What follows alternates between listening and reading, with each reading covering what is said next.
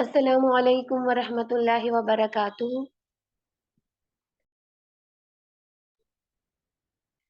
Rabbi इश्रह ली सदरी वयस्सिर ली अमरी वहलुल उक़दतम मिन लिसानी यफ़क़हू क़ौली।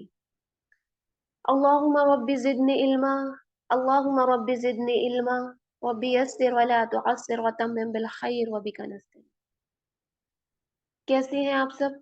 उम्मीद है खैर व आफियत और ईमान की बेहतरीन हालत में होंगी। अल्हम्दुलिल्लाह।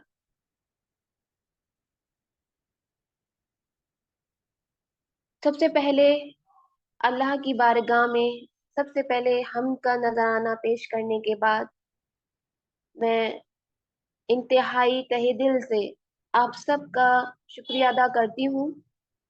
इलाही इंटरनेशनल एकेडमी की जानिब से आप सबका खैर मकदम करती हूँ कि अल्लाह रब्बुल इज़्ज़त की इस नेमत पर जितना भी शुक्र अदा करे कम है कि अल्लाह ताला ने हमें इस सर्कल से जुड़ने का मौका दिया, ताकि इन वर्कशॉप के ज़रिए ये जो क्लासेस होती हैं, इससे हम अपनी इस्लाह कर सकें। तो सबसे पहले मैं अल्लाह रब्बुल इज़्ज़त का जितना भी शुक्र अदा करूँ कम है कि आज अल्लाह ताला ने इस वर्कशॉप के ज़रिए, आज हमारी लास्ट वर्कशॉप है, इस वर्कशॉप के ज़रिए एक बार फिर से हम सबको यहाँ मिलाया। इसके बाद जो आज की हमारी चीफ गेस्ट हैं मिसेस शबीना मंजूर, मैं उनकी भी तहे दिल से शुक्रगुजार हूँ कि आज उन्होंने हमें अपना वक्त दिया। बहुत मसरूफ थी, इसके बावजूद हमारे कहने पर वो एकदम रेडी हो गई, लब्बैक कहा। अल्लाह ताला आपको बहुत अज्र से नवाजे और दुनिया में भी अल्लाह ताला आपको बुलंद दर्जात अता फरमाए और आखिरत में आपको बेहतरीन अज्र से नवाजे।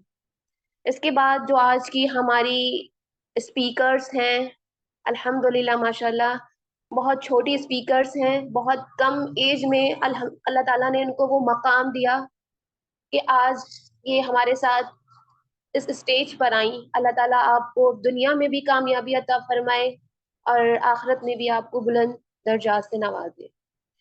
इसके बाद मैं आप सभी सिस्टर्स की बहुत तहे दिल से शुक्रिया अदा करती हूँ कि आप सब लोग हमारे क्लास का हिस्सा बनती हैं, क्लास में प्रेजेंट होती हैं हमारे लिंक से। तो मैं तमाम सिस्टर की बहुत शुक्रगुजार हूँ। अल्लाह ताला इसी तरीके से इन क्लासेस के जरिए हमें एक साथ मिलाता रहे। आगे भी इंशाल्लाह वर्कशॉप होंगी तो इंशाल्लाह हम वर्कशॉप का आप लोग हिस्सा ज़रूर बनिएगा। अब बाकायदा अपने प्रोग्राम का आगाज़ करते हैं। उस रब्बे कायनात की हम्दो सना के साथ यानी कुरान करीम की तिलावत के लिए मैं आवाज़ दे रही हूँ सिस्टर अलीज़ा को कि वो आएँ और तिलावत कलाम से महफ़िल का आगाज़ करें। अलीज़ा।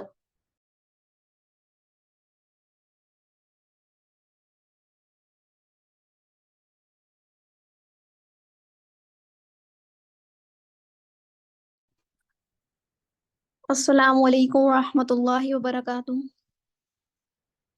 अऊज़ु बिल्लाहि मिनश शैतानिर रजीम।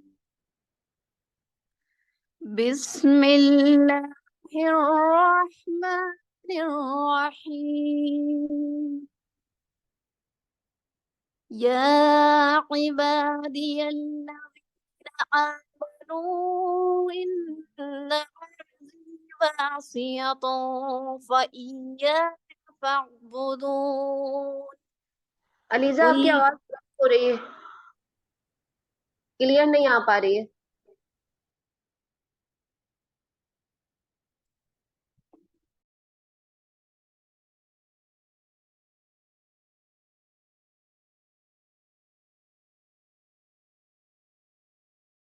कंटिन्यू करिए।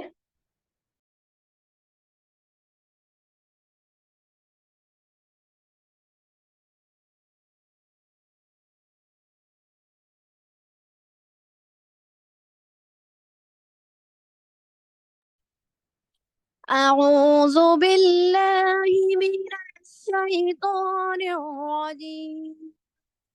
बिस्मिल्लाहिर रहमानिर रहीम। आप क्लियर है मेरी वॉइस?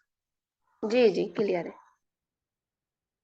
يا عبادي الذين آمنوا إن عرضي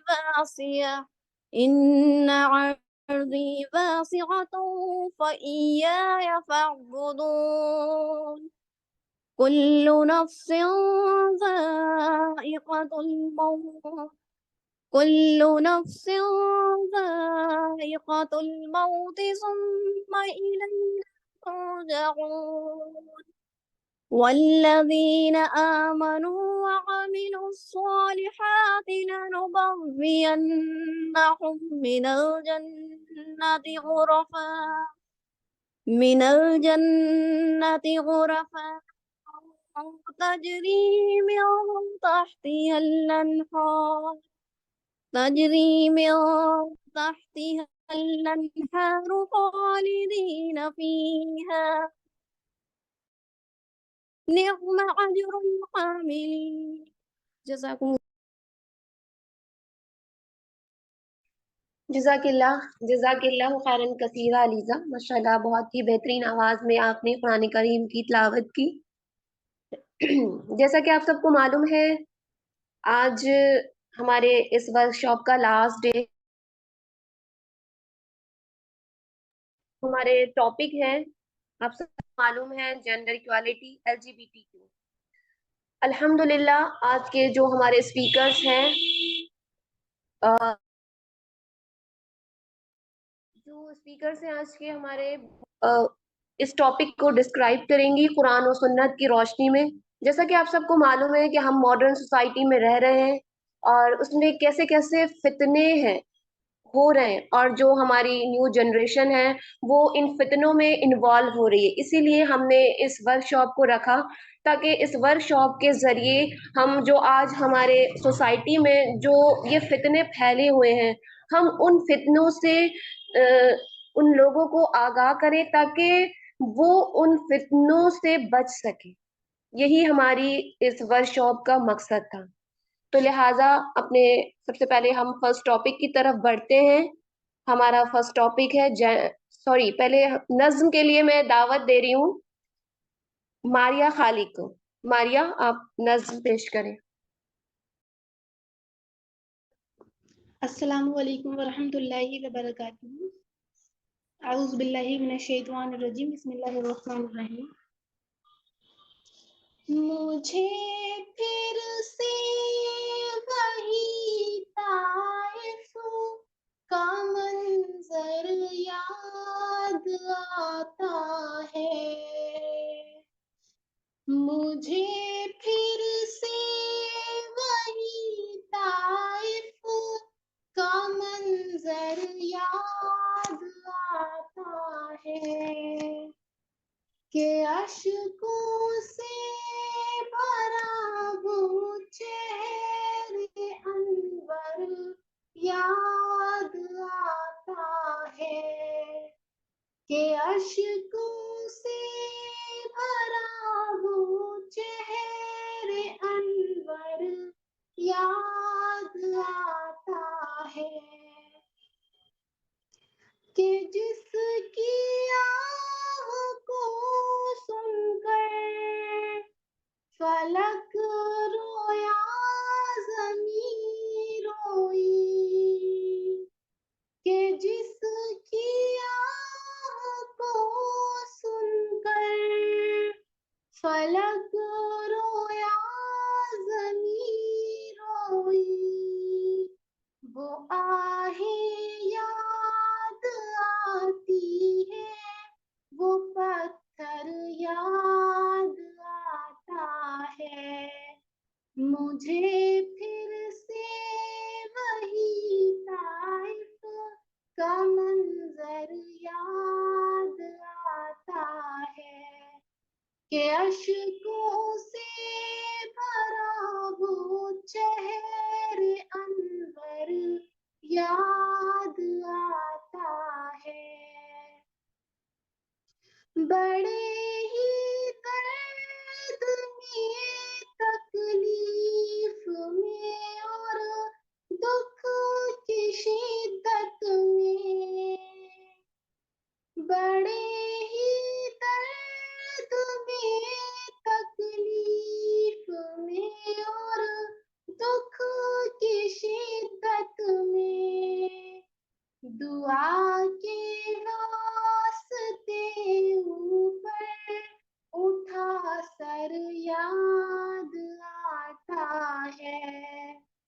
दुआ के वास्ते ऊपर उठा सर याद आता है, मुझे फिर से वही ताइफ का मंजर याद आता है कि अश्कों से भरा वो चेहरे अनवर याद आता है।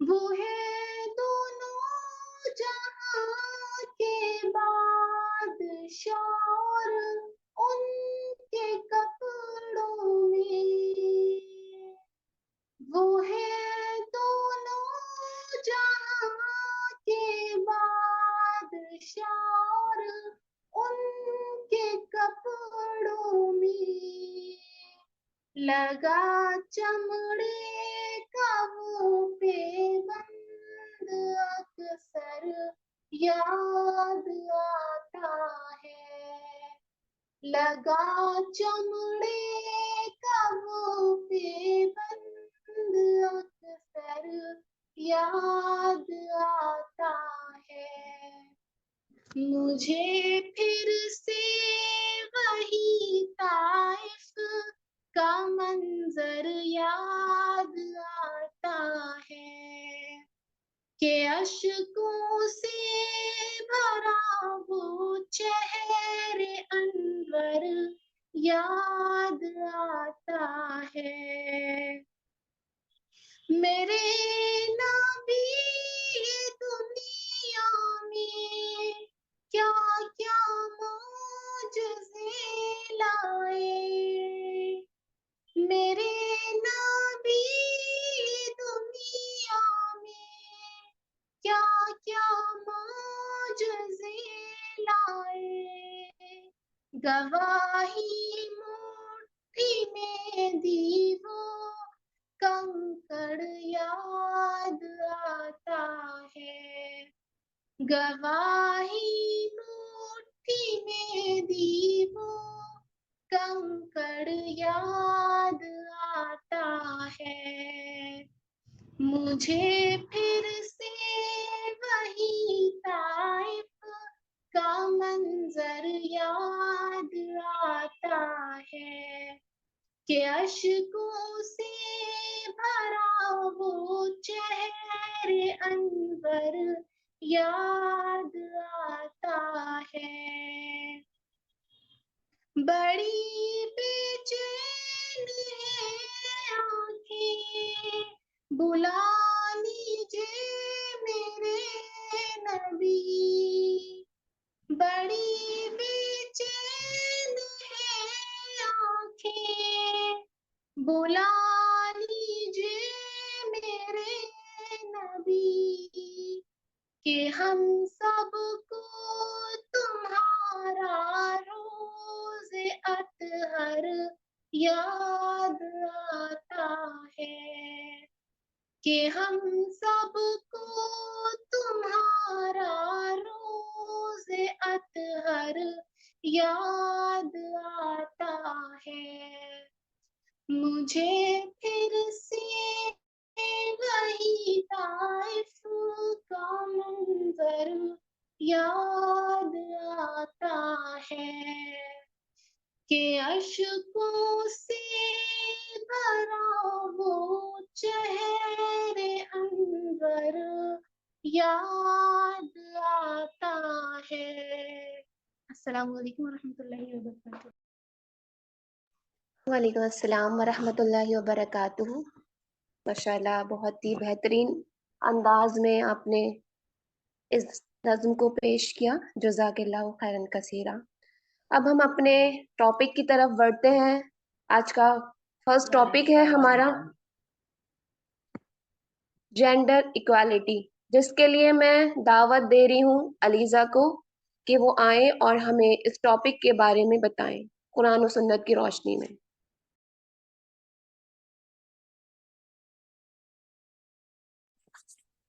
अस्सलामु अलैकुम वरहमतुल्लाहि वबरकातुहू। रब्बि इश्रह ली सदरी व यस्सिर ली अमरी वहलुल उक़दम मिन लिसानी यफ़क़हू क़ौली। Allahumma rabbi zidni ilma. First of all, I want to thank Allah subhanahu wa ta'ala and my beloved sisters present here. May peace, mercy, and blessings of Allah subhanahu wa ta'ala be on all of you present here. The topic of this evening talk is gender equality.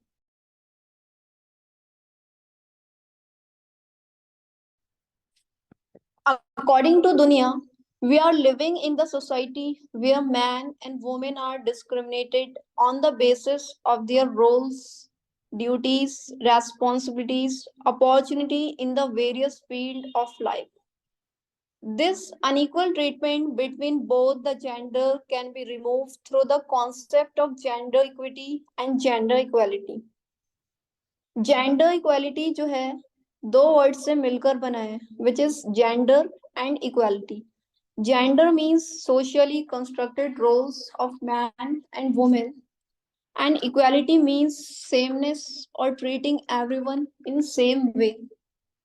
दुनिया के एतबार से man और women compare नहीं करना चाहिए, यानी कि हम लोग बोलते हैं कि man and women both are equal. Gender equality means providing each and everyone equal rights, responsibilities without any discrimination on the basis of gender. चाहे वो एम्प्लॉयमेंट की बेस पर हो, एजुकेशन की बेस पर हो, रिलीजियस बेस पर हो, हम लोगों का मानना होता है कि मैन एंड वुमेन के जो हैं इक्वल राइट्स हैं. जेंडर इक्वलिटी का मतलब होता है चाहे वो मैन हो या वुमेन हो, दोनों को एक जैसे राइट्स देने, एक जैसी रेस्पॉन्सिबिलिटीज देना बिना किसी भेदभाव के जेंडर की बेस पर, कि वो मेल हो या फीमेल ये मैटर नहीं करना चाहिए. But according to our religion that is Islam, अफसोस की बात है कि बहुत से लोगों को गलतफहमी है कि इस्लाम में औरतों को जलील किया जाता है, इस्लाम में औरत का दर्जा नीचा है. अगर आप इस्लाम की किताब को पढ़ेंगे यानी कि कुरान या हदीस, इससे ये पता लगेगा कि अल्हम्दुलिल्लाह इस्लाम ने औरत का दर्जा ऊंचा किया है और इस्लाम में औरत और मर्द कुल्ली तौर पर इक्वल है. कुछ जगह मैन को इजाफा किया गया है और कुछ जगह वुमेन्स को. फॉर एग्जाम्पल, इस्लाम में मैन और वुमेन इक्वल हैं लेकिन हूबहू नहीं. अल्लाह ने मैन और वुमेन को फिजियोलॉजिकली अलग किस्म का बनाया है, बायोलॉजिकली अलग किस्म का बनाया है और मेंटली अलग किस्म का बनाया है.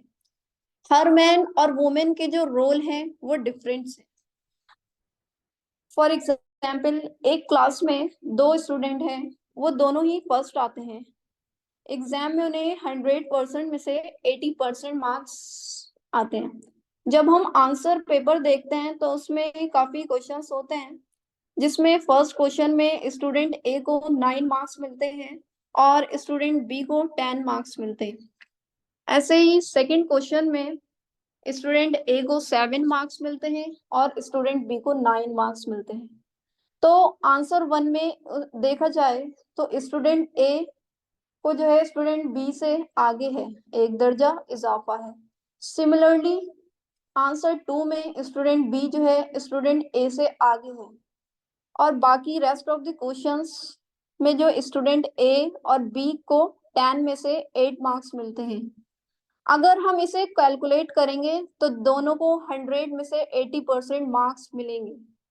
बट आंसर 1 में स्टूडेंट ए आगे है और आंसर 2 में स्टूडेंट बी आगे है. बाकी आंसर में दोनों इक्वल हैं. तो यहाँ पर आप देखिए, here you can see the similarity between the student A and B. एक क्वेश्चन में ए आगे है, एक में बी आगे है और बाकी क्वेश्चन में दोनों बराबर हैं. ऐसे ही हमारा दीन इस्लाम जो है कुछ चीजों में मर्द को ज्यादा दर्जा देता है और कुछ चीजों में औरतों के ज्यादा दर्जे हैं. इसी तरीके से इस्लाम में औरत और मर्द का दर्जा बराबर है, लेकिन किसी मकाम पे किस चीज में मैन का एक दर्जा आगे है, किस चीज में औरत का दर्जा आगे है. मिसाल के तौर पर अगर कोई चोर आता है हमारे घर में तो मेंस ये नहीं कहते कि मैं वुमेन राइट्स में मानता हूँ कि वुमेन एंड मैन एक से हैं.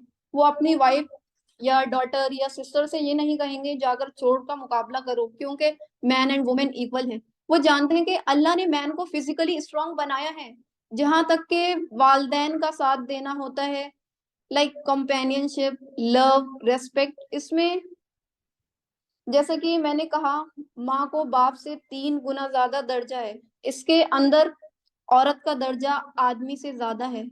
इसी तरीके से अगर हम कुल्ली तौर पर देखेंगे, इस्लाम में औरत और मर्द बराबर के हैं। कुछ चीज में एक दर्जा मैन का आगे है, कुछ चीज में वोमेन का। Islam has raised the status of women from below the earth to so high that paradise light at her feet. जो लोग बोलते हैं ना कि इस्लाम में औरत को मकाम नहीं दिया जाता है, उनका दर्जा नहीं होता है, तो इस्लाम ने तो दुनिया तो छोड़ो, आखिरत में ही उनके पैरों के नीचे जन्नत है। इससे बड़ा मर्तबा क्या होगा एक औरत के लिए, आप लोग सोच सकते हैं।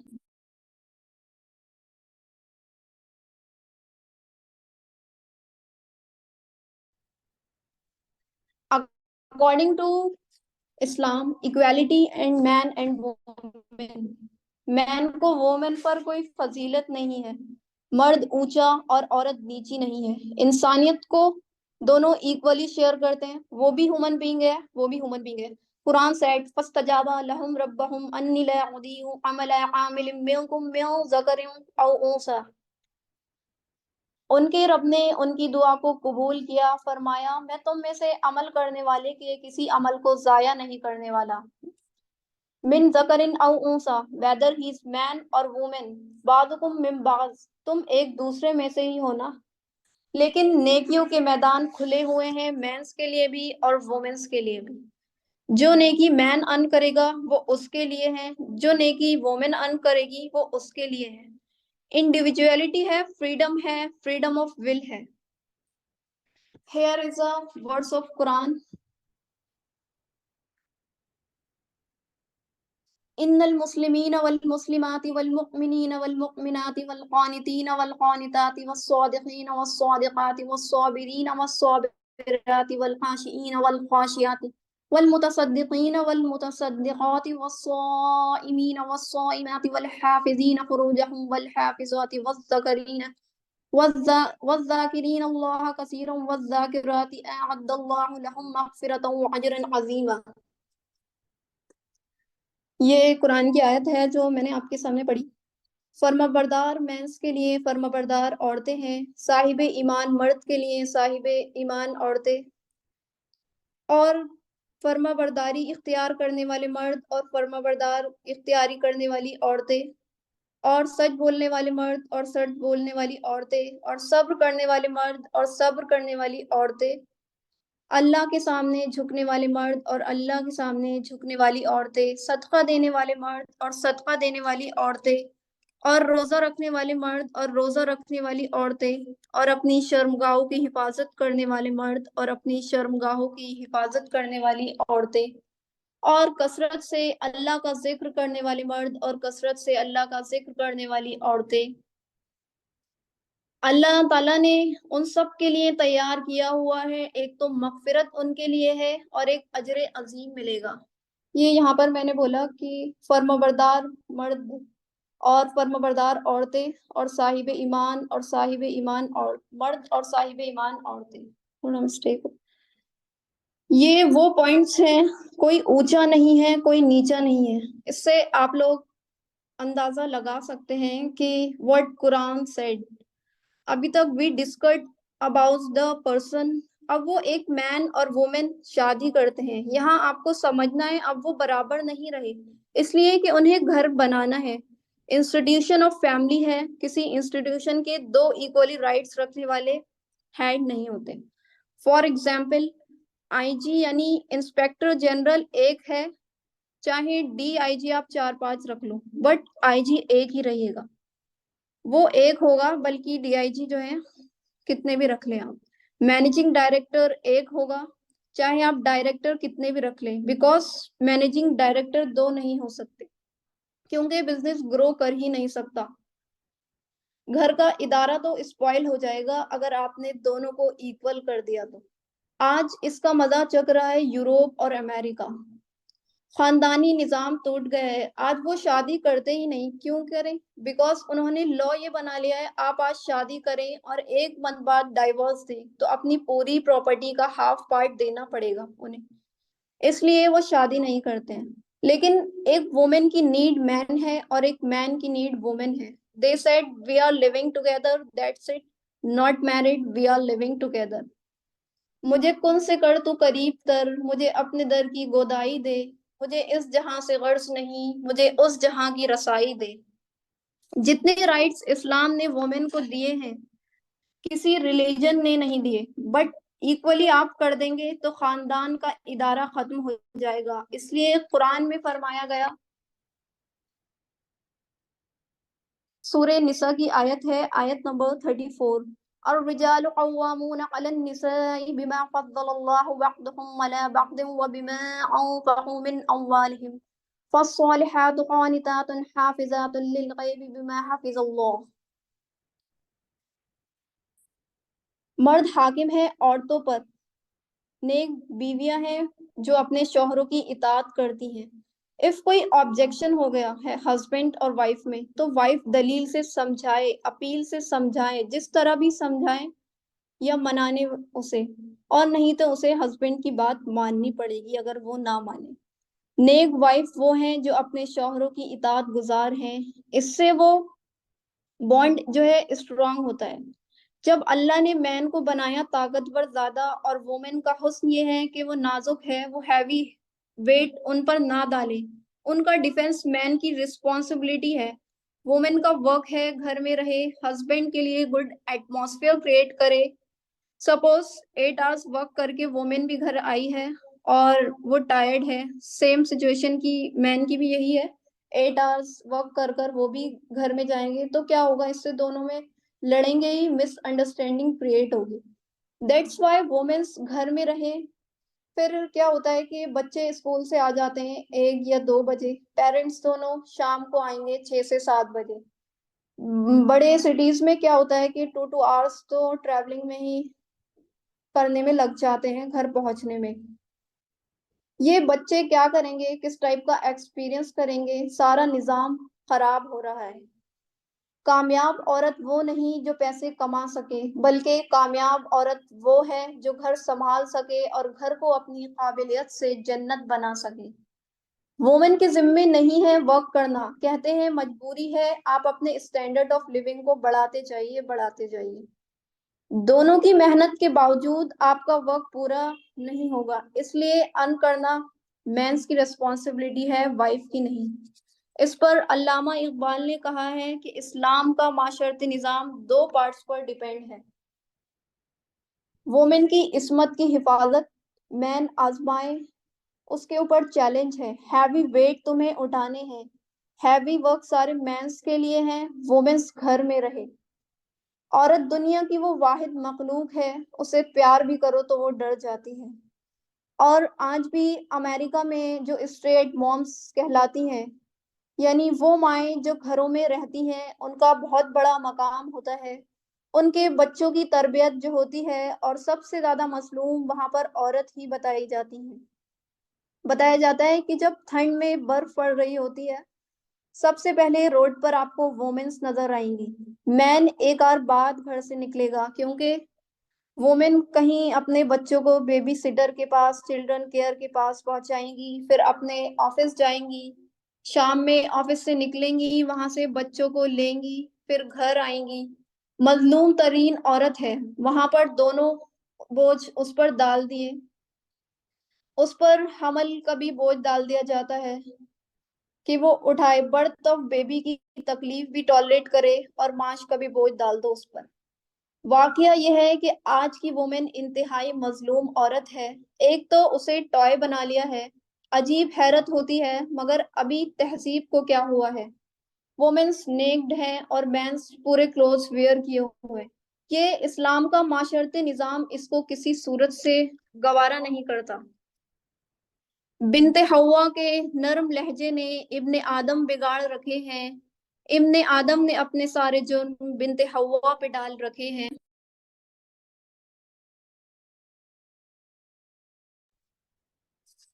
In Islam what is the place of women, Islam में औरत का क्या मकाम है? सबसे बड़ा जुल्म इस मुआशरे में क्या है जो बचपन ही से एहसासात के मुंह पर एक बोझ बन जाता है? बच्चियों के एक बेटे को अफजल समझते हैं और बेटियां को घटिया समझते हैं। इस कदर नाइंसाफी उसी बाप के नुत्फे से बेटा भी है और बेटी भी उसी बाप के नुत्फे से है। उसी माँ की रहन में बेटे ने भी परवरिश पाई है और उसी बेटी ने भी माँ की रहन में परवरिश पाई है। बाजुकुम मिम्बाज, कुरान सेड, तुम सब एक दूसरे में से ही हो, कोई अफजल नहीं है, कोई घटिया नहीं। अल्लाह ताला ने और अल्लाह के नबी ने किसी बेटे की परवरिश पर कोई अजर सवाब नहीं बताया है। 2 या 3 बेटियों की ग्रो करके तहजीब भी सिखाकर फिर उनकी शादी करके उनके घरों में पहुंचा दिया। जन्नत की जमानत अल्लाह ताला दे रहा है। और सबसे बड़ी बात ये, सबसे ज्यादा महबूब इंसान हबीबुल्लाह यानी अल्लाह के रसूल सल्लल्लाहु अलैहि वसल्लम को अल्लाह ने बेटे नहीं दिए, और दिए भी तो ले लिए, बल्कि 4 बेटियां दी। तो इससे क्या पता चलता है कि बेटियां जहमत नहीं रहमत है। और वो कितनी मोहब्बत करते थे अपनी बेटियों से, खास तौर पर हजरत फातिमा से। वो तो आप सीरत में पढ़िए किस कदर मोहब्बत, सबसे छोटी थी मे बी इसलिए। पहली बात तो ये बचपन ही से कहना शुरू हो जाता है बच्चियों के जहनों पर, हम अच्छे नहीं हैं, हमारा भाई बढ़िया है, हमारे वालिदैन उनसे ज्यादा मोहब्बत करते हैं, हमसे नहीं। फिर शादी में अक्सर लड़कियों की मर्जियों को कोई ख्याल नहीं किया जाता है। ये जुल्म है जो हम कर रहे हैं। लड़की की मर्जी के बगैर, उसकी इजाजत के बगैर कोई शादी नहीं हो सकती। जबरदस्ती वो कोई शीप या गॉड नहीं है जिसके हाथ चाहा आपने सेल आउट कर दिया। बल्कि इस्लाम में तो लव मैरिज का कॉन्सेप्ट है, like whether he is man और women it doesn't matter, because Islam आपको आपकी चॉइस बताने की इजाजत देता है। If you like someone so you can tell to your parents. वो अलग बात है if you not like someone, so आप अरेंज मैरिज कर सकते हैं। ये इस एतबार से है लव मैरिज का कॉन्सेप्ट कि इस्लाम ने आपको अपनी चॉइस बताने की इजाजत दी। तो इससे ये पता चल रहा है कि सारे इंसान मर्तबे में बराबर हैं पैदाइशी तौर पर। कोई इंसान अफजल नहीं, कोई अर्जल नहीं, कोई ऊंचा नहीं, कोई नीचा नहीं, बर्थ की बेस पर।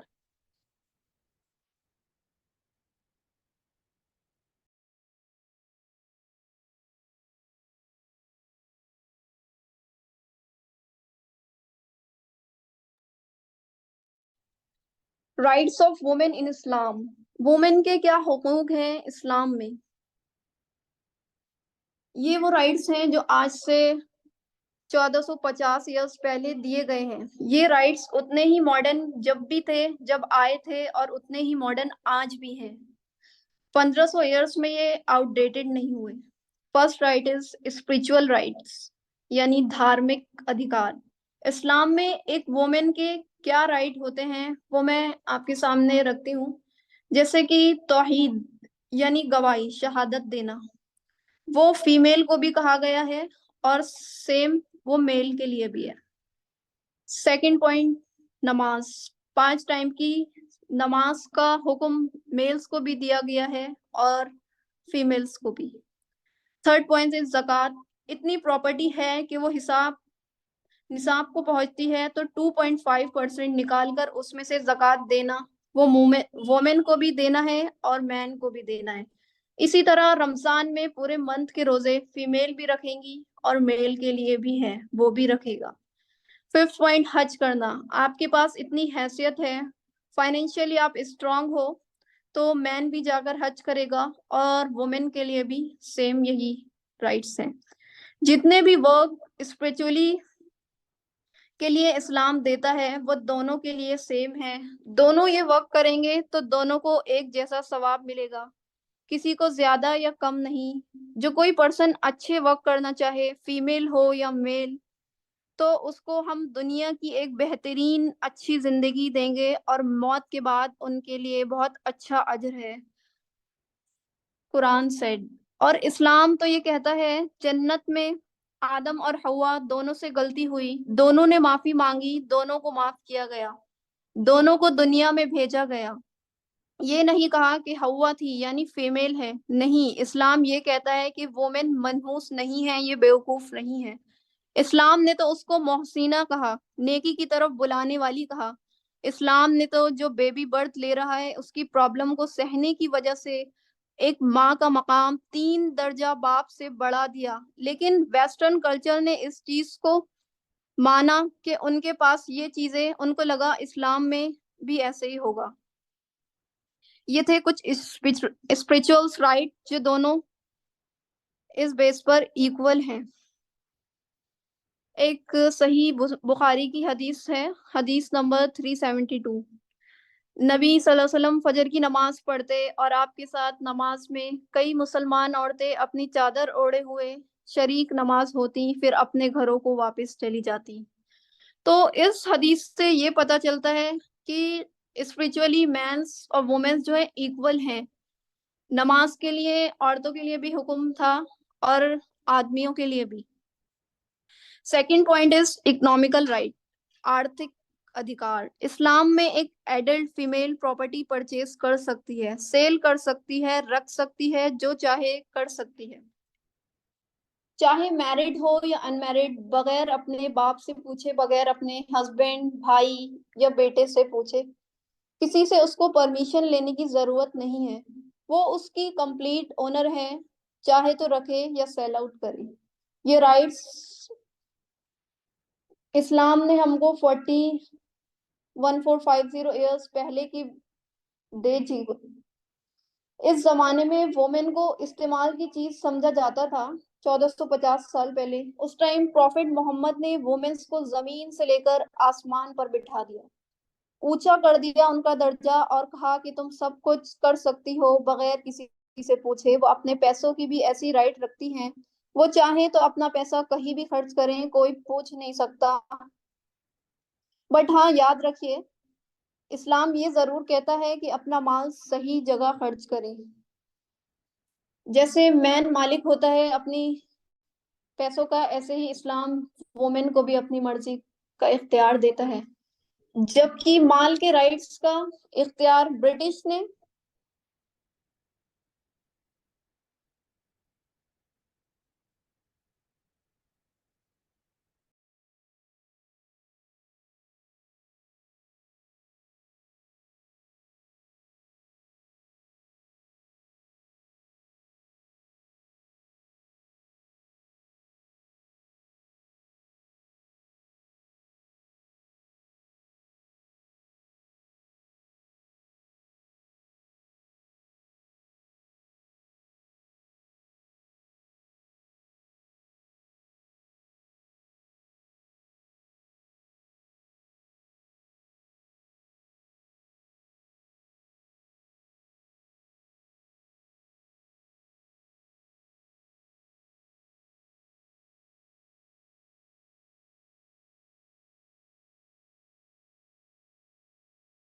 शायद थोड़ा सा नेटवर्क इशू हो रहा है आप लोग।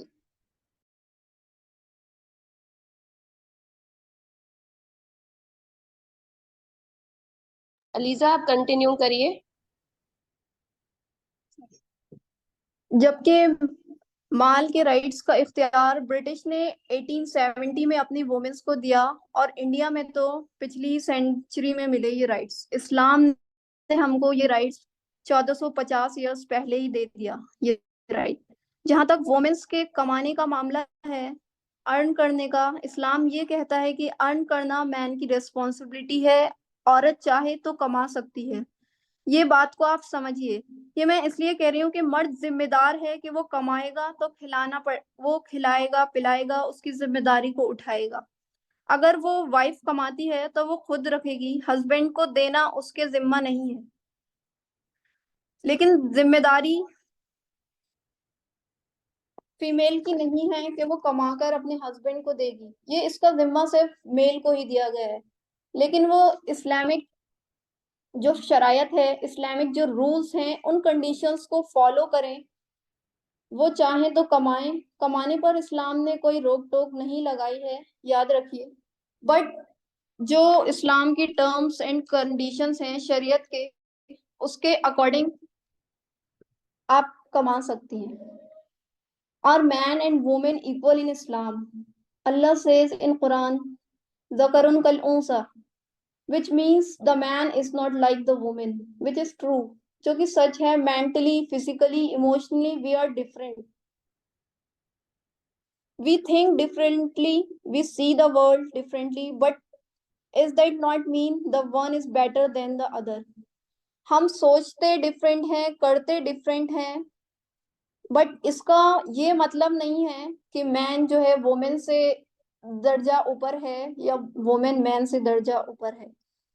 All that mean is that because of these differences, we have different skills, unique rules and regulations, responsibilities because of these differences. When the man and woman come together in Islam, they complete each other. This is how the relation between the man and woman is defined in Islam. It's not about the compensation, it's about the cooperation. By all the difference, we all are equal in the eyes of Allah. ये जो rights बताए हैं women's के और mains के, तो ये अल्लाह की नजर में एक से हैं. कोई आगे नहीं है, कोई ऊपर नहीं है, कोई नीचे नहीं है.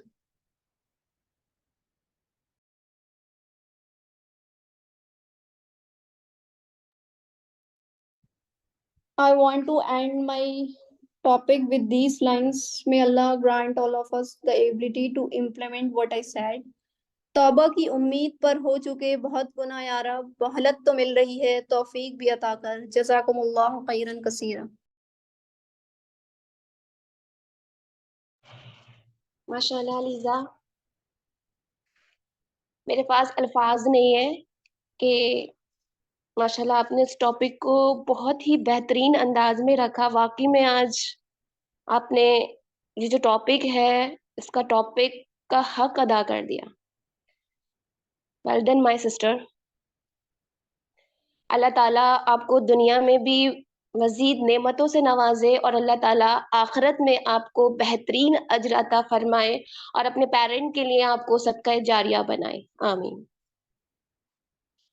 चलिए अब हम नेक्स्ट टॉपिक की तरफ बढ़ते हैं. जैसा कि आप सबको मालूम है कि नेक्स्ट टॉपिक है हमारा LGBTQ.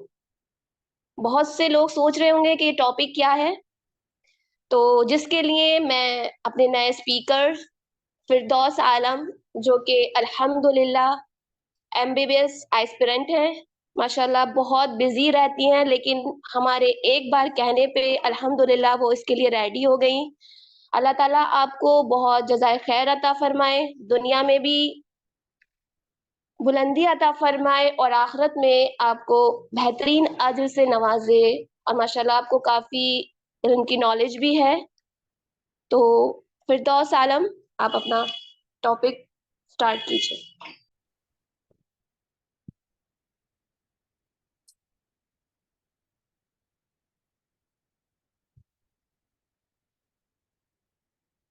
Auzubillahi minash-shaytanir-rajim. Bismillahir-rahmanir-rahim. In the name of Allah, the most compassionate, the most merciful, all praises and thanks to be the Lords of the worlds.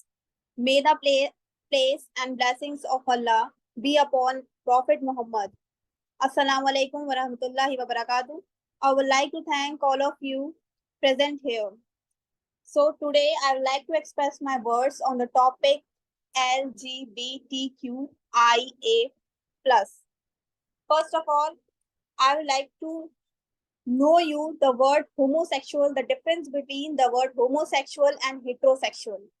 मतलब सबसे पहले मैं आप सब लोगों को जो वर्ड्स हैं होमोसेक्सुअल और हेटरोसेक्सुअल इनके बारे में बताना चाहूंगी कि होमोसेक्सुअल और हेटरोसेक्सुअल क्या होते हैं.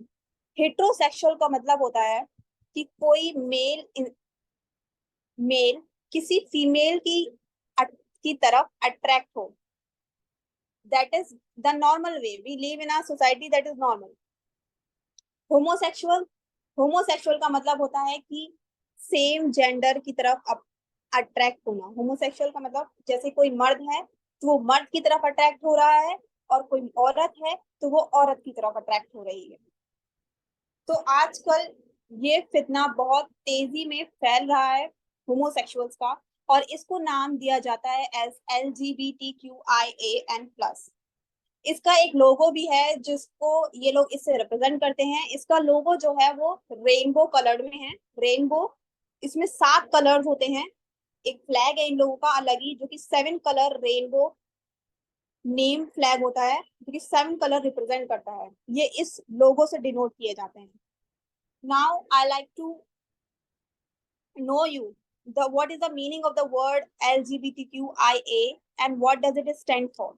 The word L is for lesbians. Lesbians हम उन लोगों को, उन औरतों को कहते हैं जो कि एक औरत किसी दूसरी औरत की तरफ अट्रैक्ट होती है। G stands for gay. गे वो मर्द होते हैं जो कि एक मर्द दूसरी मर्द की तरफ अट्रैक्ट होते हैं। B bisexuals.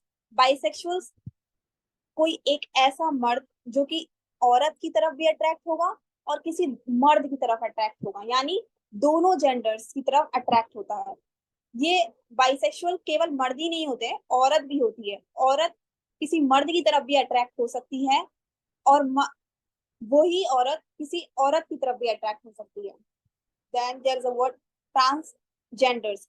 अक्सर हम लोग ये समझते हैं कि ट्रांसजेंडर्स जो होते हैं वो किन्नर्स होते हैं। नहीं, ट्रांसजेंडर्स किन्नर्स नहीं होते हैं। ट्रांसजेंडर्स वो होते हैं जो कि अपने जेंडर, जैसे कोई मेल है वो ये फील करता है कि मैं फीमेल हूँ, और वो जाकर अपना जेंडर बाय सर्जिकल मेथड्स से अपनी जो जेनिटल ऑर्गन्स होते हैं उनको चेंज करवा लेता है, उसकी जगह फीमेल के जेनिटल ऑर्गन्स को इम्प्लांट्स करा लेता है।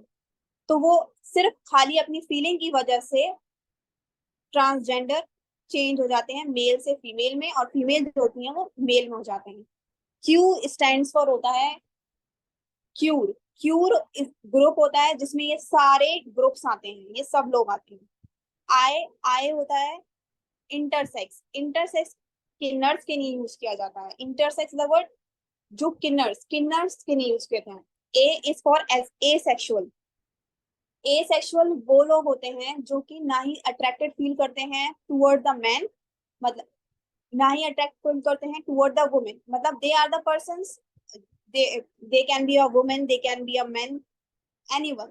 ये किसी तरह की तरफ भी अट्रैक्टेड फील नहीं करते, ये अकेले रहना पसंद करते हैं। एंड प्लस जो होता है वो उसमें डिनोट करता है कि आगे और भी बहुत सारे जेंडर्स हैं जो कि अभी आगे वाली जनरेशन में बढ़ते चले जाएंगे। ऐसे ही बहुत सारे जेंडर्स जो हैं वो आज हम देख रहे हैं कि वो बढ़ते जा रहे हैं, बढ़ते जा रहे हैं।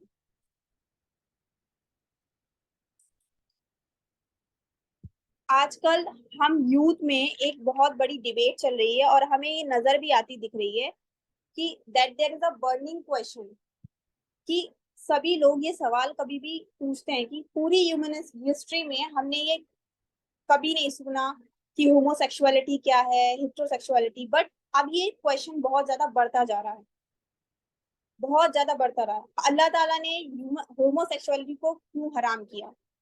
सबसे ज्यादा सबसे ज्यादा सवाल ये पूछा जा रहा है, लोग ये पूछ रहे हैं कि अल्लाह ताला ने होमोसेक्सुअलिटी को क्यों हराम किया, आखिर क्यों हराम किया, और इसके नुकसान क्या हैं? वो लोग ये कहते हैं कि ये कोई गुनाह नहीं है, ये गुनाह नहीं है, और इसमें क्या परेशानी है अगर दो लोग जो है वो आपस में, ये लोग आपस में खुश हैं या कुछ भी है। So yes, we live in a time where this fitna is not just practiced, but it is now endorsed, even celebrated by us Muslim as well. तो हाँ, हम जीते हैं आज इस दुनिया में जब ये फितना ना ही सिर्फ प्रैक्टिस करते हैं लोग, बल्कि उस पर एक्ट भी कर रहे हैं। और हम उम्मती, मतलब हम जो मुसलमान कौम है उसमें से भी आज कई मेजॉरिटी आदमी और औरत जो है इस फितने के शिकार हैं, और उसको ना ही सिर्फ एक्ट करते हैं, इसका सपोर्ट करते हैं, इसको सेलिब्रेट करते हैं, और इस पे एंडोर्समेंट भी निकालते हैं। ना ही सिर्फ ये, बल्कि दूसरों को भी फोर्स किया जा रहा है कि मतलब वो इसको एंडोर्स करें, इसको सेलिब्रेट करें। और जो लोग इससे एक्सेप्ट करते हैं उनको तो अच्छा विक्टिम नहीं कहते ये लोग, बट ये जो लोग इसके खिलाफ बोलते हैं उनको बिगेट होमोफोब एक्सट्रीमिस्ट कहा जाता है। यानी अगर आजकल अगर कोई इंसान इन लोगों के खिलाफ बोलता है तो उसको बिगेट, होमोफोब, एक्सट्रीमिस्ट कहा जाता है, और इनके साथ देता है तो उसको विक्टिम कहा जाता है। वो लोग ये कहते हैं तो क्या, तो फिर क्या अगर कोई मर्द से अट्रैक्ट होता है या फिर कोई औरत से अट्रैक्ट होती है तो उसे हम होमोसेक्सुअल कहें या नहीं कहें? So this is a basic question जो कि हर कोई इंसान पूछता है कि मतलब अगर कोई मर्द है वो मर्द से अट्रैक्ट हो रहा है या फिर कोई औरत है वो औरत से अट्रैक्ट हो रही है तो हम उसे होमोसेक्सुअल कहेंगे या नहीं? तो हम उसे होमोसेक्सुअल नहीं कहेंगे। क्यों? क्योंकि ये जो फीलिंग है वो सिर्फ एक फीलिंग है।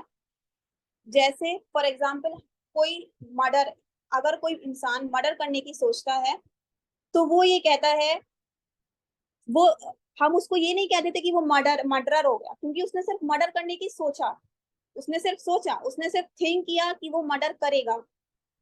अगर कोई चोर है, वो चोरी करने का कोई इंसान सोचता है, सिर्फ वो सोचता है, मीन्स उसके दिल में ये एक ख्वाहिश आती है कि वो चोरी कर रहा है, लेकिन हम उसको ये नहीं कहते वो चोर हो गया, क्योंकि उसने उसके ऊपर एक्ट नहीं किया। तो हम लोग ये नहीं कहेंगे अगर कोई मर्द जो है वो मर्द की तरफ अट्रैक्ट हो रहा है तो हम ये नहीं कहेंगे कि वो होमोसेक्सुअल हो गया, या फिर उसको बिल्कुल भी उसको उससे डिस्ट्रैक्ट नहीं करेंगे, उसको डिप्रेस्ड नहीं करेंगे, उसको ताना नहीं देंगे, उसको कुछ नहीं कहेंगे, क्योंकि वो उसकी बेसिक फीलिंग की है की वजह से वो होमोसेक्सुअल कहना बहुत बड़ी ज्यादती होती है। हम उसको बुरा नहीं कहेंगे क्योंकि हम जानते हैं कि किसी भी एक इंसान के लिए दूसरे इंसान के वर्ड्स मैटर करते हैं। वर्ड्स हमारी लाइफ में बहुत मैटर करते हैं। It often creates a way we view the world. हम जब किसी भी तरह की डिजायर्स या अट्रैक्शन को लेबल देते हैं ना, तो वो we create a reality that is temptation, that is interprets an action. तो अपने आप को होमोसेक्सुअल कहना गलत होगा। मतलब कोई पर्सन आपसे आके कहे कि मैं अपने आप को आइडेंटिफाई करता हूँ कि मैं एक गे हूँ, मैं एक लेस्बियन हूँ, that I am attracted to the people of same gender, तो ये कंप्लीटली टू डिफरेंट थिंग्स होती हैं। सेम सेक्स अट्रैक्शन किसी भी इंसान में हो सकता है, सेम सेक्स अट्रैक्शन किसी भी इंसान को हो सकता है। वो इंसान आपके पास भी हो सकता है, आपकी सोसाइटी में भी रह सकता है, आपके दोस्त भी हो सकता है, आपका नेबर भी हो सकता है, वो कोई भी हो सकता है, आपका फ्रेंड भी हो सकता है, आपका कलीग भी हो सकता है, किसी भी के साथ भी सेम सेक्स अट्रैक्शन होता है। ये सिर्फ एक फीलिंग होती है जो कि इंसान के अंदर आती है, लेकिन जब ये एक फीलिंग आ जाती है तो कभी कभी ऐसा होता है कि ये आउट ऑफ कंट्रोल भी हो सकती है, और अगर इसको सही से हैंडल ना कर सके तो फिर इसके कॉन्सिक्वेंसेस बहुत ज्यादा हीनियस हो जाते हैं, जो कि मेनली लीड करते हैं होमोसेक्सुअलिटी को। फिर सवाल आता है, लोग सवाल करते हैं कि मतलब ये जो इंक्लिनेशन है या फिर अट्रैक्शन है ये इंसान में पैदाइशी होता है या फिर ये नेचर से या नर्चर से होता है ऐसा। तो ये अभी भी डिबेट चल रही है कि ये इंसान में जो अट्रैक्शन है, कि जो मर्द है मर्द की तरफ अट्रैक्ट कर रहे हैं, या फिर जो औरत है औरत की तरफ अट्रैक्ट कर रही है, ये पैदाइशी है या नर्चर है। ये अभी भी डिबेट चल रही है, क्योंकि अभी भी पूरी तरीके से क्लियर नहीं है कि इंसान को ये पैदाइशी होती है या फिर वो पैदाइश के बाद इसके अंदर आती है। लेकिन हमें इस चीज से बिल्कुल भी फर्क नहीं पड़ता, क्योंकि शरीयत के अहकामात वो ही रहते हैं। Just in case of opposite interaction, जैसे कि अगर हम बात करें, कोई मेल जो है वो किसी फीमेल की तरफ अट्रैक्ट होती है, या कोई फीमेल जो है वो किसी मेल की तरफ अट्रैक्ट होता है, तो हम उसको ये तो नहीं कह देते कि वो अडल्ट्रल हो गया, हम ये नहीं कह देते। हमें ये पता है कि Islam is very aware of that inclination, तो टूवर्ड्स दैट सेम जेंडर, तो शरीयत ने ऐसे अट्रैक्शन या इंक्लिनेशन पर अमल करने का जिना से ज्यादा बड़ा गुनाह कहा है, कि जो लोग इस होमोसेक्सुअलिटी के गुनाह पर अमल करेंगे वो जिना से ज्यादा बड़ा गुनाह कहा गया है। And there is general consensus on it, not in Islam, और एक जनरल कॉन्सिक्वेंस भी दिया, सिर्फ इस्लाम में नहीं बल्कि दूसरे रिलीजन जो है वो भी देते हैं। बट अफसोस की बात, there are many Muslims who are challenged with same-sex attraction, and let's not forget that this person can very well be of your friend, of your family member, your brother, your sister, your son, your daughter. Anyone means anyone, and it could be you, to you, someone into कोई भी हो सकता है। तो हमारा ये फिर आता है कि हम इनका कैसे हम इनको एसेस करें, हमारा इनसे क्या है। अगर कोई इंसान ये फील करता है कि वो होमोसेक्सुअल है, तो हमें इन लोगों को अपने पास से एलिमिनेट नहीं करना है, मतलब हमें इन लोगों को अपने आप से दूर नहीं करना है कि हम भाई ये तो होमोसेक्सुअल है, हम इसको एलिमिनेट कर दे, इसको हटाओ, नहीं। हमने इनको एसेस करना है, इनके, ताकि हम इनको इनके बिहेवियर से बचा सकें। अगर जैसे जैसे हम एक नॉर्मल इंसान को बचाते हैं ना, जैसे कि कोई नॉर्मल इंसान होता है कि वो कहता है कि मैं किसी लड़के की तरफ अट्रैक्टेड हूँ, हम कहते हैं कि हाँ चलो जेंडर सेटअप है, तो हम उससे कहते हैं कि उसको इस्लाह करने की कोशिश करेंगे, हम उससे बात करते हैं, फिर हम उससे कहते हैं कि हम अल्लाह से जोड़ने की कोशिश करेंगे उसे, ताकि वो इंसान गुनाह ना कर सके। बिल्कुल इसी तरह हम इन लोगों को भी काउंसलिंग की जरूरत होती है। हम इन लोगों के पास जाएंगे, इनसे बात करेंगे, ताकि इन लोगों की अच्छे से काउंसलिंग हो सके, जो इनकी ये रूहानी बीमारी है इसका इलाज हो सके, so that they do not act on the inclination of since, मतलब जिससे कि, और अगर कोई शख्स इन फीलिंग्स के होते हुए अपने आप से जिहाद कर रहा है, then this is something very praiseworthy, that means Allah has guided that person to recognize the evil of engaging into this heinous behavior. But if they want your help, we should have the compassion to help them, give them a hand. We have guidance from Quran and Sunnah. हमारे पास कुरान और सुन्ना, हमें अल्लाह ताला ने कुरान दिया है, हमें अल्लाह ताला ने सुन्नतें, नबी की सुन्नतें हमारे पास, तो उनके जब हमारे पास वो है तो हमारे पास एक गाइडेंस है, हमारे पास एक रास्ता है जिसके जरिए हम उन लोगों को ये रास्ता दिखा सकते हैं कि तुम इसको पढ़ो और इससे तुम लोग एक अच्छा अपने ये जो तुम्हारे जिस जिस चीज से तुम लड़ रहे हो उसको कंप्लीट करो। ये उन लोगों के लिए बहुत बड़ी आजमाइश है, किसी भी इंसान के लिए, खासकर उस इंसान के लिए जो इस फील करता है, और हमें अपने आप को रूल मालूम होना चाहिए। हमारा जो सबसे बड़ा रूल है होमोसेक्सुअल के लिए, वो ये है कि हम इन लोगों को ऑनर दें, उनको कमजोर महसूस ना कराएं, इनको डिप्रेस महसूस ना कराएं, और उनकी मदद करें ताकि वो रेजिस्ट कर सके इस टेम्पटेशन से, फिर हम उनको ही सही रास्ते पर ला सकते हैं, ताकि हमारे इन वजह।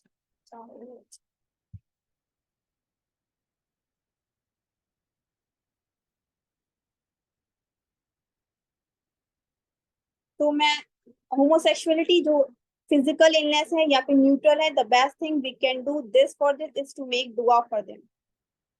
कुरान का अहम रोल, क्या हमें पता है कि कितनी कितनी बार और कितनी वर्सेस में कुरान में जो स्टोरी है लूत अलैहिस्सलाम की और उनके नेशन की मेंशन हुई है कुरान में, more than 80 times Allah mention it over and over again. क्यों का बताओ, अल्लाह ने बार बार इस लूत अलैहिस्सलाम की और कौम का जिक्र किया है कुरान में 80 दफा। क्या क्यों किया है? ताकि क्योंकि अल्लाह को रिमाइंडर देना था कि होमोसेक्सुअलिटी और हम जिस परिस्थिति से हम लोगों को बचना है, और ये सबसे बड़ा फितना है, सबसे बड़ा फितना है, उसको हमें अपने आप को और अपने घर वालों को इससे प्रोटेक्ट करना है।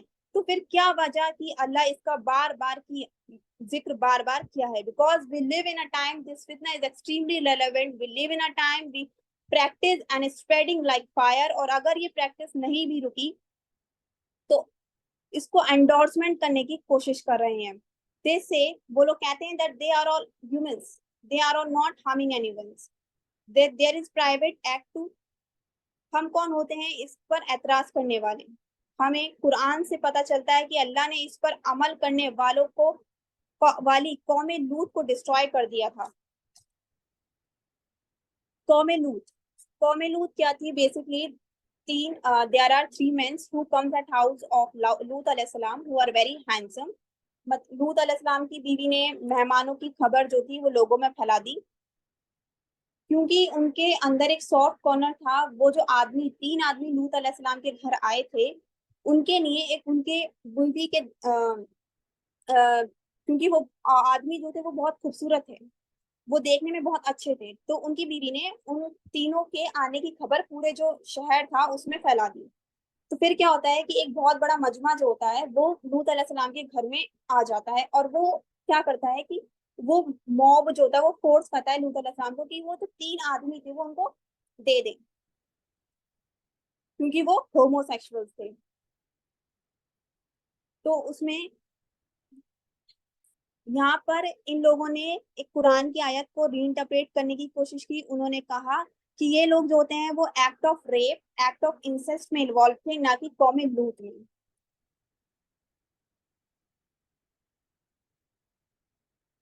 बल्कि कुरान की जो आयत थी वो ये कहती है, you go to the men's out of lust instead of females. इसका मतलब ये है कि औरत के साथ अगर रेप करना इज ओके, बट मैन के साथ अगर कोई आदमी आदमी के साथ वो कर रहा है तो फिर वो रेप कर रहा है, तो वो सही नहीं है।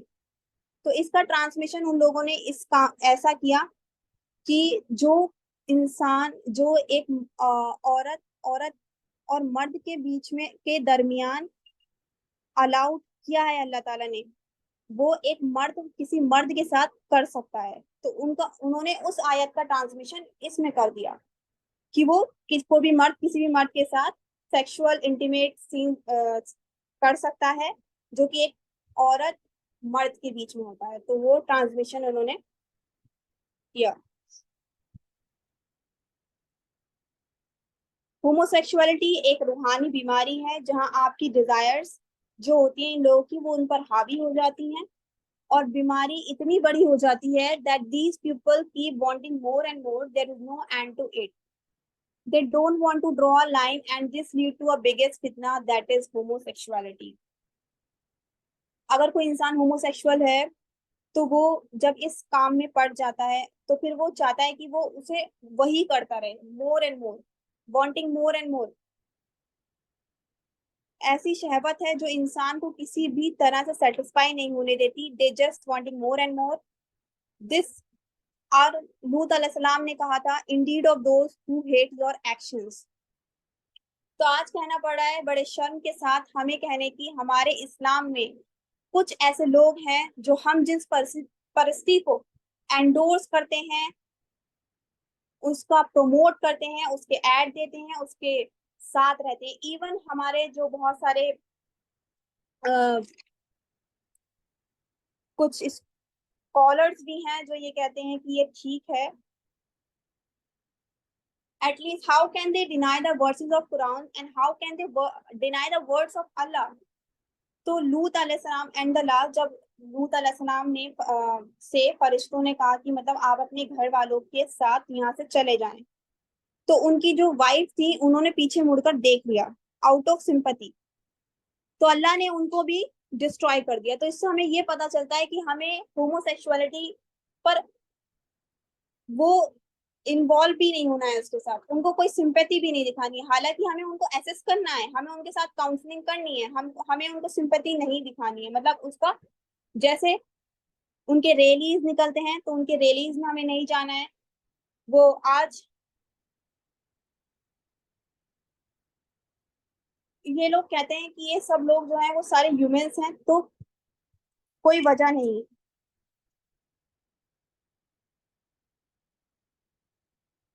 आजकल सबसे बड़ा फितना ये भी हो रहा है कि बच्चों के माइंड जो है वो सेटअप किए जा रहे हैं, बचपन से ही उनको ये ट्रेन किया जा रहा है, और उनको एक आइडेंटिटी जेंडर, एक वर्ड निकला है आइडेंटिटी जेंडर, जिससे ये कहा जा रहा है कि मतलब बच्चे में बचपन से ही हमें पता है कि मतलब अगर हम बचपन से ही बच्चे के दिमाग में ये डाला जा रहा है कि वो मेल है या फीमेल है। उसको क्वेश्चन उसके दिमाग में डाला जा रहा है कि वो कोई फीमेल की बॉडी में मेल तो नहीं आ गया, या मेल की बॉडी में फीमेल तो नहीं आ गया है। तो हमारे मुआशरे को कुछ ऐसे लोगों पे जाते हैं जो बचपन से ही जेंडर डिस्ट्रोफिया के शिकार होते हैं।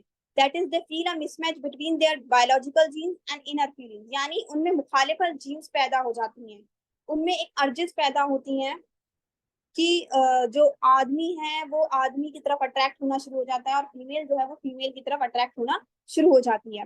अब हमें पता है कि बुखारी शरीफ की एक हदीस है जिसमें अल्लाह के नबी ने लानत भेजी है उन औरतों पर जो कि आदमी की तरह तैयार होती हैं, या फिर वो आदमी जो कि औरतों की तरह तैयार होते हैं। तो उन्होंने, हमें ये पता है कि औरत रहने में ही उसकी इज्जत है, और आदमी रहने में ही उसकी इज्जत है. We must accept as the way as Allah made us. Becoming a transgender because of dystopia is strictly forbidden in Islam. और ये ही. So if you are physically, if you are created by Allah by birth physically like if you feel like a man, then you are a man. और अगर आप किसी इंसान, अगर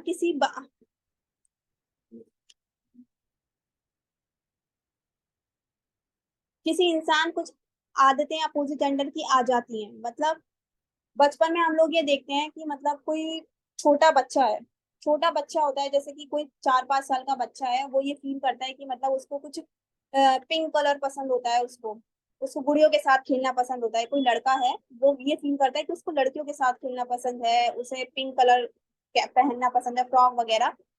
तो हम लोग या फिर हम लोग उसको उस पर इतना तवज्जो नहीं देते, हम कहते हैं लेट इट बी, चलो होने दो. लेकिन नहीं, आजकल की सोसाइटी में ऐसा नहीं होगा, ऐसा नहीं होना चाहिए. We have to look out to our children. There is a problem with a girl और विद अ मैन, क्योंकि शुरुआत ही यहीं से होती है. Correctly then there are consequences. और अगर इसकी शुरुआत अगर हमने नहीं करी तो ये बहुत ज्यादा हीनियस एक्ट की तरफ चला जाएगा.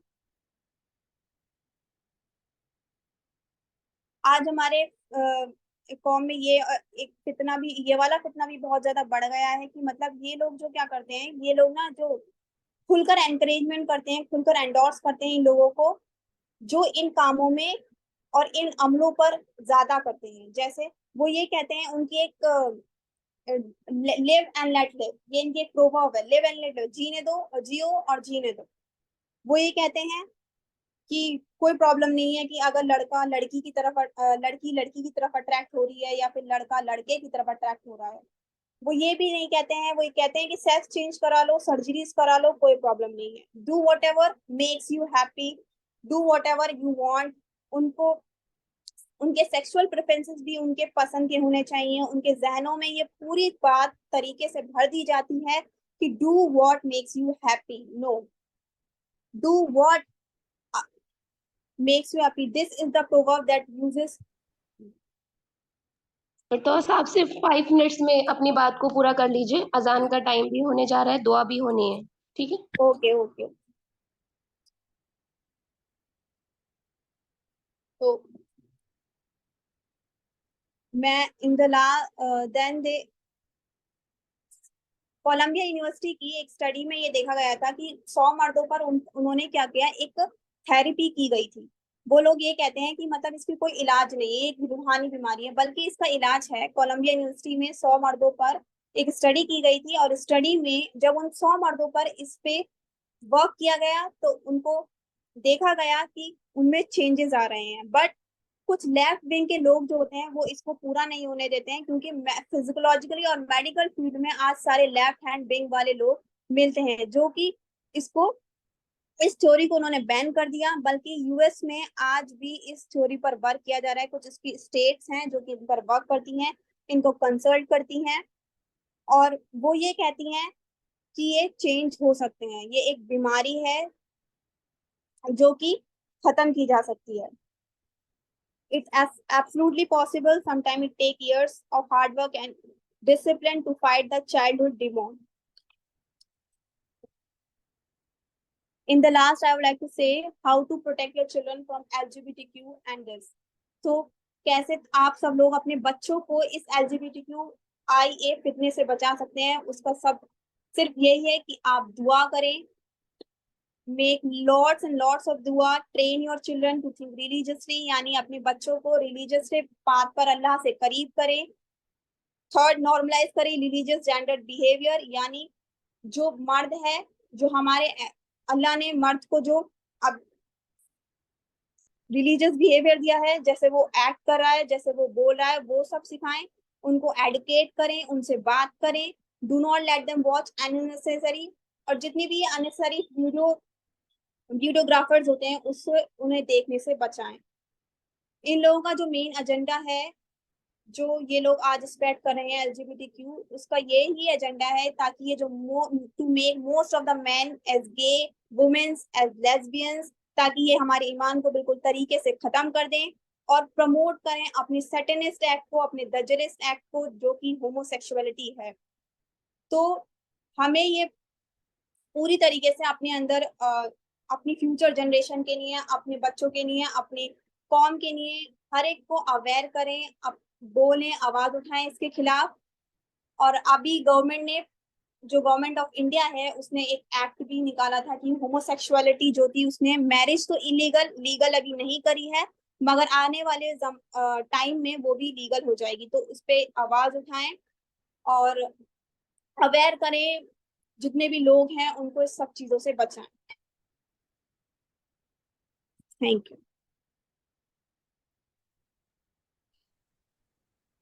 जज़ाकिल्लाह माशाल्लाह, आपने बहुत ही बेहतरीन अंदाज में आज के टॉपिक को रखा, जो कि बहुत मुश्किल टॉपिक था, और आपने कुरान और हदीस की रोशनी से उसको रखा। अल्लाह ताला बहुत जज़ाए खैर आपको अता फरमाए, दुनिया में भी कामयाबी अता फरमाए, अपने पेरेंट के लिए आपको सदका जारिया बनाए। इशरत के आसमां पर तुम चांद बन के चमको, इशरत के आसमां पर तुम चांद बनकर चमको, जिस बाग में भी जाओ तुम फूल बन के महको। अब मैं हमारी जो आज की चीफ गेस्ट हैं अल्हम्दुलिल्लाह शबीना मंजूर साहिबा, मैं उनसे दरख्वास्त करती हूँ कि मुख्तसर तौर पर आप कुछ जो आज के हमारे स्पीकर्स हैं इनको अप्रिशिएट के लिए कुछ अल्फाज इनके लिए बोल दीजिए, और दुआ के साथ हमारे इस प्रोग्राम को एंड कर दीजिए। फिर इंशाल्लाह लास्ट में आप लोग चैट में अपने चैट्स में आज के फीडबैक्स भी दे दीजिए, ताकि हम लोग नोट कर ले, क्योंकि ज़्यादा वक्त भी नहीं है। अस्सलामु अलैकुम वरहमतुल्लाहि वबरकातुहू। अल्लाह ताला का बेपनाह शुक्र एहसान है कि अल्लाह ताला ने मुझे इस एकेडमी से जोड़ा और सिस्टर सऊदा ने मुझे आने के लिए कहा, और माशाल्लाह से मैं बड़ा खुश नसीब अपने आप को समझ रही हूँ कि मुझे ज़रा सा अफसोस भी हो रहा है कि ये 4 डेज़ का था और मैं 3 पहले के जो इनके सेशन थे वो ज्वाइन नहीं कर पाई। इतना अच्छा समझाया दोनों sisters, sister Aliza, I think शायद वो फिरदौस, सिस्टर जी फिरदौस सेकंड वाली, जी माशाल्लाह से इतना अच्छा, मतलब मैं सोच रही हूँ कि आज का यूथ जो है वो उसको दीन और दुनिया, मतलब आज और पुराने ज़माने से जो हमारा दीन इस्लाम समझ चला आ रहा है, मतलब कुरान ने जो जो बातें बताई हैं वो आज के यूथ को सब कुछ पता है अल्हम्दुलिल्लाह।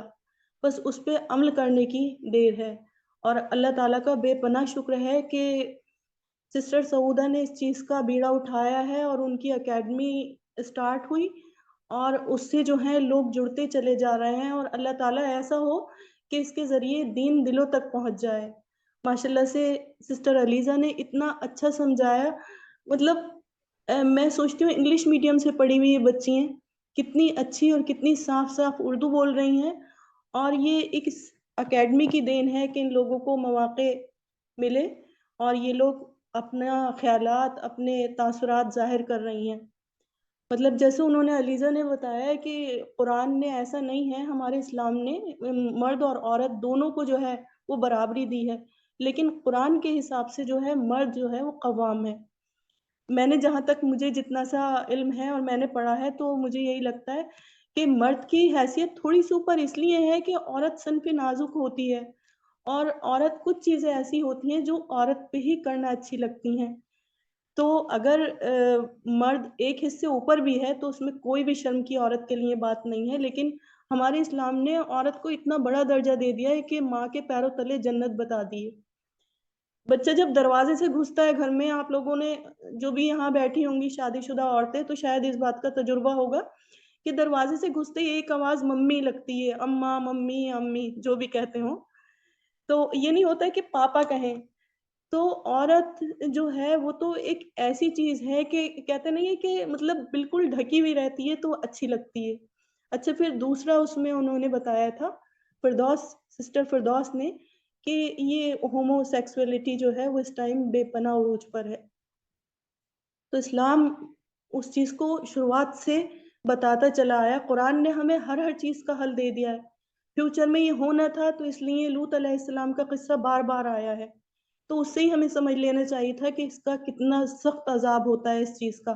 तो हमें उन चीज़ों से बचना चाहिए। और मुझे बहुत दिली खुशी है कि सिस्टर सऊदा ने वो टॉपिक रखे, वो टॉपिक चुने कि जो लोगों को इस चीज़ का ख़्याल भी नहीं होता। बहुत अच्छा लगा सुन के। अल्लाह ताला इस अकेडमी को उरूज की बुलंदियों पे पहुँचाए। और एक शेर आपके लिए है सिस्टर सऊदा, अगर कहें तो बोल दूँ? मुझे हालाँकि आते नहीं हैं। हेलो? मेरी आवाज़ आ रही है आप लोगों तक? जी आ रही है अल्हम्दुलिल्लाह। अच्छा। एक आपके लिए शेर ख़ास तौर से बोल रही हूँ। बहुत पुराना याद है।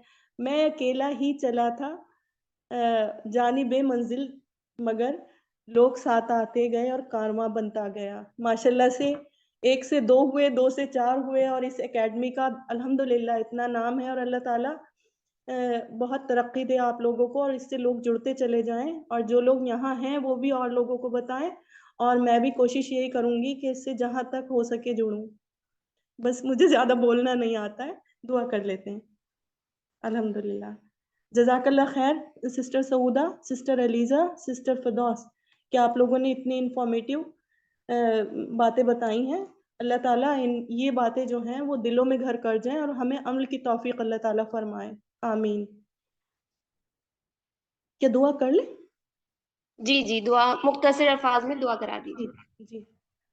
औज़ु बिल्लाहि मिनश शैतानिर रजीम, बिस्मिल्लाहिर रहमानिर रहीम। अल्लाहुम्मा सल्लि अला सय्यिदिना मुहम्मदिन व अला आलि सय्यिदिना मुहम्मदिन व बारिक व सल्लिम। औज़ु बिल्लाहि मिनश शैतानिर रजीम, बिस्मिल्लाहिर रहमानिर रहीम। अल्हम्दुलिल्लाहि रब्बिल आलमीन, अर्रहमानिर रहीम, मालिकि यौमिद्दीन।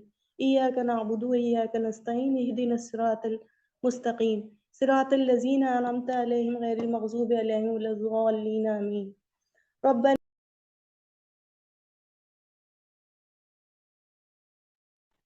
मिन लदुनका रहमतन इन्नका अंतल वहाब। ए रब्बे करीम, ए ज़ुल जलाल वल इकराम, ए रहमान और रहीम अल्लाह,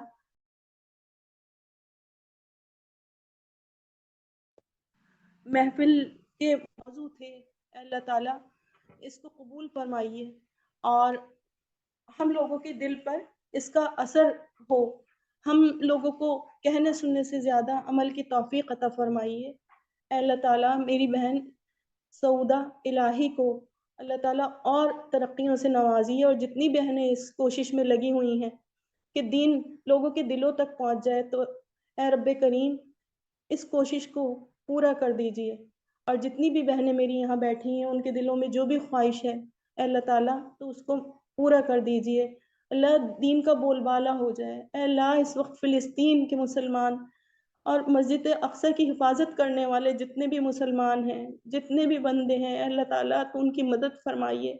अल्लाह हमारे दिलों को इस्लाम की इस जद्दोजहद में जो लोग शामिल हुए हैं, अल्लाह उनकी मदद हम यहाँ बैठे-बैठे तो नहीं कर सकते, दुआ के ज़रिए कर सकते हैं। तो अल्लाह ताला हमारी उन दुआओं को कबूल करिए और उनके जिहाद को कबूल फरमाइए, उनकी कोशिशों को, उनकी शहादतों को कबूल फरमाइए। अल्लाह ताला जिस मकसद के लिए ये महफ़िल सजी है, उस मकसद में इस अकेडमी वालों को अल्लाह तो कामयाबी अता फ़रमाइए। ऐ अल्लाह ये जिस पाक इरादे से ये महफ़िल सजी है, ऐ अल्लाह ताला तो इसको आगे वो बुलंदियों तक पहुँचाइए और हमारे दिलों के अंदर घर करवाने की कोशिश जो है इसको पूरा कर दीजिए। अल्लाह तो हम सब की बीमारियों, परेशानियों, जो ये वबाई बीमारी रामपुर में इस वक़्त फैली हुई है और जगह-जगह फैली हुई है, अल्लाह ताला इससे हम सब की हिफ़ाज़त फ़रमाइए। ऐ अल्लाह जिन लड़कियों के नसीब नहीं खुले उनके नसीब खोल दीजिए, जो बेऔलाद हैं औलाद की नेमत से नवाज़ दीजिए, जिसकी जो भी जिस लाइन से परेशान है उसकी वो परेशानी को दूर कर दीजिए। आमीन सुम्मा आमीन। सऊदा महफ़िल इख्तिताम की दुआ आप पढ़ दीजिए। ठीक है इंशाअल्लाह ताला। अस्सलाम जज़ाकिल्लाह। वालेकुम रहमतुल्लाहि खैर। ज़कीरा, एक बार फिर से मैं आप सबका शुक्रिया अदा करती हूँ कि आप सब ने आज बहुत लंबा पीरियड हो गया, टाइम हो गया, लेकिन आप सब लोग साबित कदमी के साथ इस वर्कशॉप में रहे। अल्लाह ताला आप तमाम की जायज़ दुआओं को कबूल फरमाए फिर से एक बार शबीना अहमद जी आपका भी शुक्रिया अदा करती हूँ। आप बहुत बिजी थी आज, लेकिन इसके बाद आपने यहाँ वक्त दिया। अल्लाह ताला आपकी तमाम कोशिशों को कबूल फरमाए। इस शेर के साथ मैं इस वर्कशॉप को एंड करती हूँ। अफराद के हाथों में है अक़वाम की तकदीर, अफराद के हाथों में है अक़वाम की तकदीर, हर फर्द है मिल्लत के मुक़द्दर का सितारा। चलिए अब आपसे रुखसत होते हैं इस वर्कशॉप के साथ। अल्लाह ताला हम सब का हामी और नासिर हो। इंशाल्लाह फिर से दुआ कीजिए एक नई वर्कशॉप के साथ। अल्हम्दुलिल्लाह फिर मिलेंगे इंशाल्लाह। दुआ के साथ आपसे रुखसत होना चाहती हूँ। सुब्हानल्लाहि व बिहम्दिही, सुब्हानकल्लाहुम्मा व बिहम्दिका, अशहदु अल्ला इलाहा इल्ला अंता, अस्तगफिरुका व अतूबु इलैक। अस्सलामु अलैकुम व रहमतुल्लाहि व बरकातुहू। जज़ाकुमुल्लाहु खैर।